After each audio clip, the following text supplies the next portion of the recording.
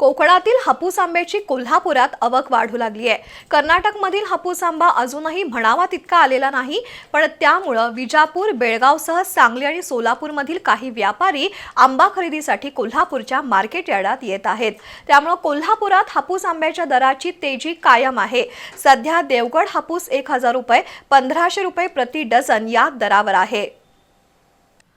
कोल्हापूरच्या मार्केट यार्डात आज हापूस आंब्याच्या 251 पेट्या आणि 8512 बॉक्सची आवक झाली। पायरी आंब्याचे 222 बॉक्स, केशर आंब्याचे 150 बॉक्स आणि तोतापुरी आंब्याचे 97 कॅरेट आले आहेत।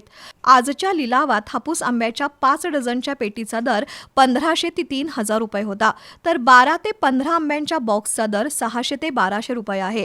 पायरी आंब्याचा दर 500 ते 800 रुपये प्रति डझन, तर केशरचा दर 150 रुपये आहे। तोतापुरी आंब्याचा दर प्रति किलो 50 रुपये आहे। एकीकडे कोकणातून आंब्याची आवक वाढत आहे, पण कर्नाटक, केरळ आणि तामिळनाडूतील हापूस आंब्याची आवक यंदा फारशी झालेली नाही। परिणामी बेळगाव, विजापूर, पंढरपूर, सोलापूर आणि सांगलीतील काही व्यापारी कोकणचा हापूस आंबा खरेदीसाठी कोल्हापूरच्या मार्केटमध्ये येत आहेत।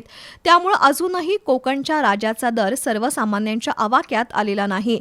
किरकोळ बाजारात रत्नागिरी हापूसचा दर 900 ते 1200 रुपये प्रति डझन आणि देवगड हापूसचा दर 1000 ते 1500 रुपये प्रति डझन असा आहे। दरवर्षी अक्षय तृतीयेला आंब्याची आवक वाढते आणि दरही आटोक्यात येतात। यंदा आंब्याची आवक वाढली असली तरी दर सर्वसामान्यांना परवडणारे नाहीत।